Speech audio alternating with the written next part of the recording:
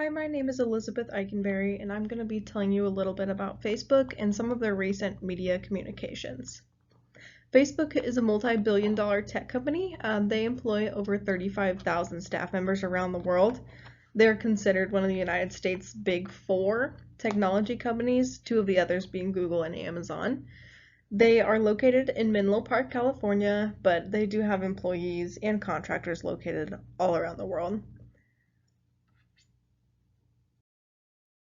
Facebook originally formed in 2004, just 3 years after Mark Zuckerberg and four of his friends created an early version of the website in their Harvard dorm room.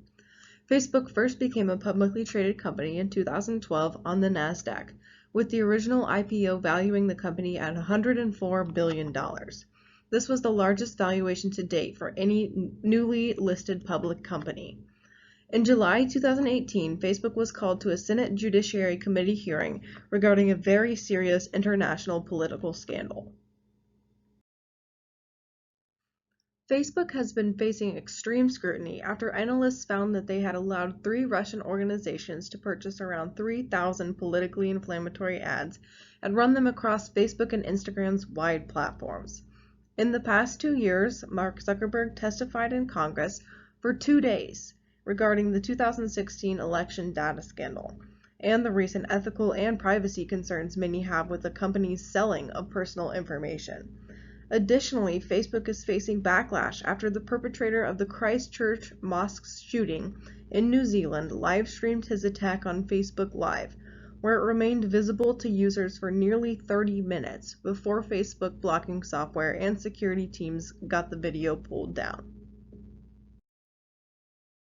With an issue that pertains to international politics and national security, such as foreign interference in a U.S. election does, there are many statements, apologies, and promises that should be released by all of the parties involved to various audiences in order to let Americans know what has happened. Facebook, being a company in the social media industry itself, has used both their own and third-party media platforms to share information and statements about the scandal since. Facebook originally posted messages on various social media platforms, and they were then aired on almost every news channel in the country. I have collected 3 of Facebook's most interesting forms of media communication that were spread in lieu of the Russian meddling scandal. First, Mark Zuckerberg publicly apologized at his Senate Judiciary Committee hearing regarding the Russian advertisers using Facebook to intervene with the United States' election via devices, advertisements, and posts. Though this form of communication was not necessarily voluntary, Zuckerberg's testimony seemed well rehearsed. His 10-hour testimony was televised and then shared on every form of media there is. The testimony and questioning by members of the U.S. Senate were featured prominently on most, if not all, news channels and widely discussed on several talk shows. Zuckerberg's statement and answers were clearly tailored for widespread mass communication. Following his testimony, Mark Zuckerberg released an 8.5-minute long livestream video on his public Facebook page discussing the fake Russian pages and advertisements that were posted on Facebook before and after the 2016 presidential and congressional elections. The video was watched over 3 million times and garnered over 55,000 comments. This message was sent out to his personal followers on Facebook, probably to reach those who are already users of Facebook and to reassure them that Zuckerberg cares, as he says, deeply about the democratic process and protecting its integrity. Recently, Facebook's main Twitter account, Facebook, posted about the company's new advertising transparency guidelines and the advertiser library. This was a communication on one of Facebook's secondary media accounts meant to give all members of the public who are still suspicious of the company and are still seeking out information some peace of mind. These 3 communications all had very similar target audiences, though they were disseminated on very different types of media.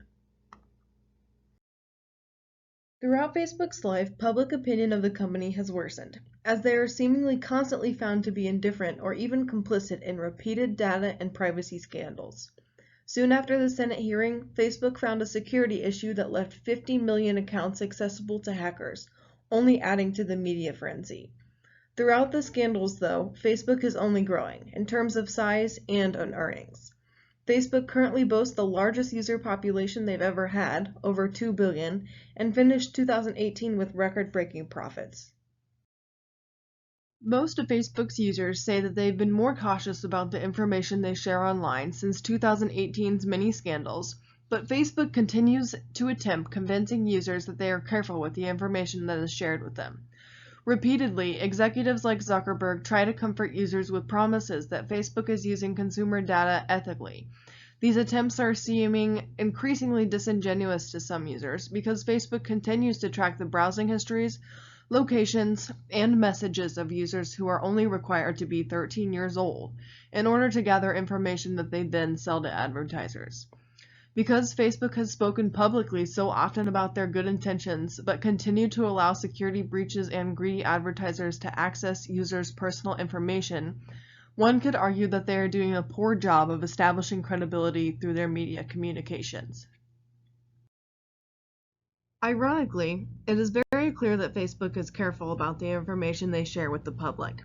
Facebook is trying ineffectively to please all of their users through their media communications.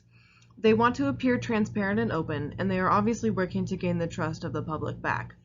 A strong majority of the posts made by the company are very professional and seem calculated and well planned in general. Because of Facebook's large audience, this is to be expected, but I think that the lack of personability from Zuckerberg and Facebook accounts adds to the public's distrust. I think that Facebook would need to scale back this professionalism of their posts if they wanted communications to come across as genuine. If Facebook is serious about their mission to give people the power to build community and bring the world closer together, they need to speak honestly with their customers.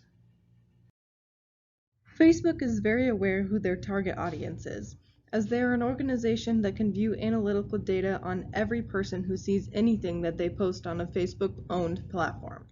I think that this gives them a head start when it comes to sending effective messages, but I don't think they have been very successful in utilizing this advantage.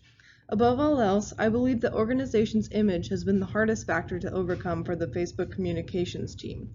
They are diligently working to keep up with the many scandals Facebook has had over the years, but I don't think that they can do their job effectively while the rest of Facebook's entirety is creating so much controversy. The Facebook media team is fighting an uphill battle, and I think the software engineers, board members, security personnel, and executives are not appropriately acknowledging what their users think of their recent actions. This leads to a communication strategy that does not really have a path to success. All these areas are so important, and if even one is not developed well, the organization will see negative effects. With an organization as widely known and as problematic as Facebook is, it is easy to analyze how well their communication is received. Facebook is a perfect corporate example of how an organization must have audience awareness, an organizational image, and a good communication strategy in order to communicate with the public successfully.